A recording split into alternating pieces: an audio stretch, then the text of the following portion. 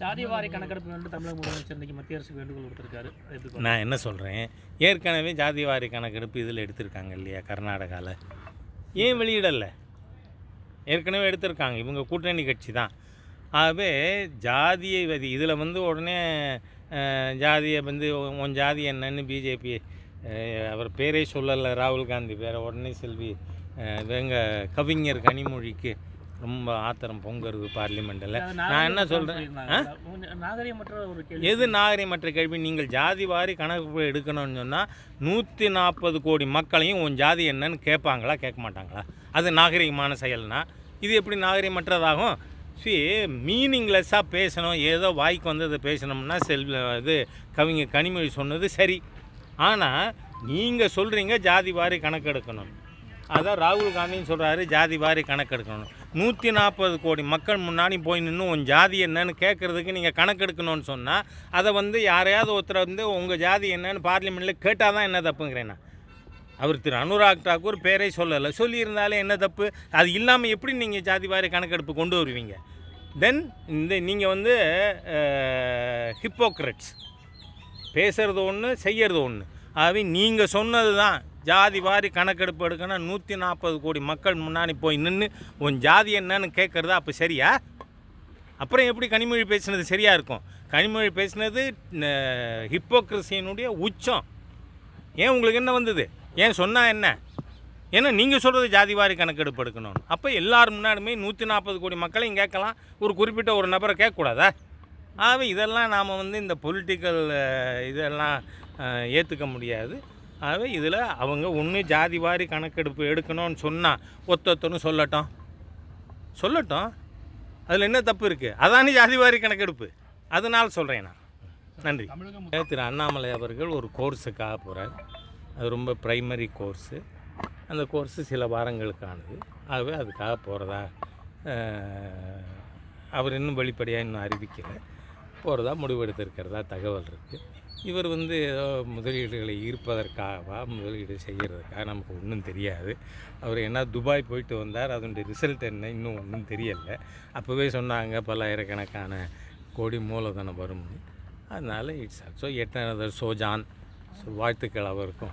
தமிழக அரசோட IAS IPS அதிகாரிகள் தொடர்ந்து மாற்றப்படக்கூடிய சூழ்நிலை. 1 மாதம் 2 மாதம் இருக்காங்க, மறுபடியும் அவரை மாற்றாங்க. அதிக அளவு தான் ஏடிஎம்கே நம்ம வந்து விமர்சித்தாங்க. திமுக வந்து அதை விட மோசமானதான் டிரான்ஸ்ஃபரில் பண்ணிட்டு இருக்காங்க. அரசாங்கம் அவருடைய நிர்வாக வசதிக்கு செய்கிறத பற்றி நான் ஒன்றும் கருத்து சொல்கிறேன். அந்த பாஜக தலைவர் அண்ணாமலை வந்து தவறான முடிவு எடுத்துட்டார். இப்போ இந்த தேர்தலில் அவரோட பேச்சனால தான் அதிமுக வந்து கூட்டணி விட்டு வெளில போனாங்க. ஒருவேளை அதிமுக கூட்டணி இருந்தால் நல்ல கூடுதலான சீட்டு பெற்றிருக்கலாம், 20 சீட்டு பெற்றிருக்கலாம்னு சொல்கிறாங்க.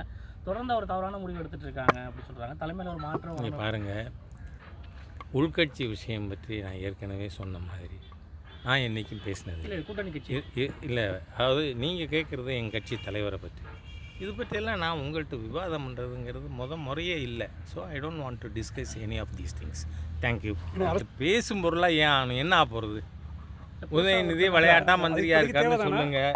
என்ன விளையாட்டு மந்திரியா விளையாட்டா மந்திரியோ என்னவோ இருக்கட்டும்.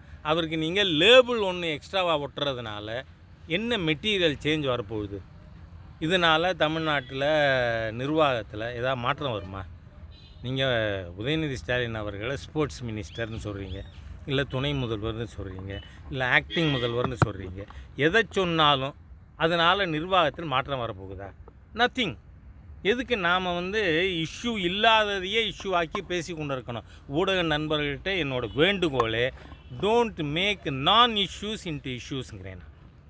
உதயநிதி ஸ்டாலின் என்னவாக இருந்தாலும் அது எந்த பாதிப்பையும் தமிழ்நாட்டில் நிர்வாகத்தில் ஏற்படுத்த போவது இல்லை.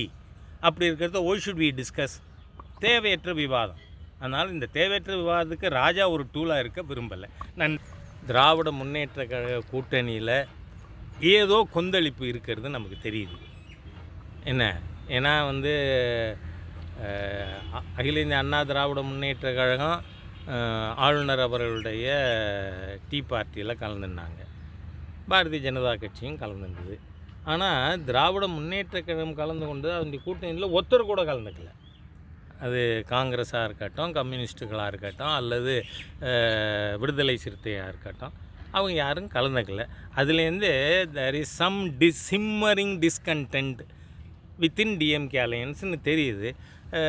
பொறுத்து பார்ப்போமே, அது வெளியில் வெடித்து வரட்டுமே, அதனால் எதிர்பார்ப்போம். எடப்பாடி பழனிசாமி சொல்லும் போல் இது உண்மையிலே திமுகவுக்கும் பாஜகவுக்கும் கூட்டணியோட ஆரம்பம்னு இல்லை, அவர் எடப்பாடி பழனிசாமி அவர்கள் இல்லை, எடப்பாடி பழனிசாமி அவர்களுடைய பேச்சு எகைன் அர்த்தமற்ற பேச்சில் ஒன்று. அதனால் அதில் நான் தான் சொல்கிறேனே, எல்லா கட்சியினரையும் பர்சனலாக இன்றைக்கும் எனக்கு ரிலேஷன்ஷிப் உண்டு. அன்றைக்கி கூட இதில் ஆளுநர் இதுக்கு போயிருந்தபோது எல்லாரையும் சந்தித்து பேசிகிட்டு இருந்தேன்.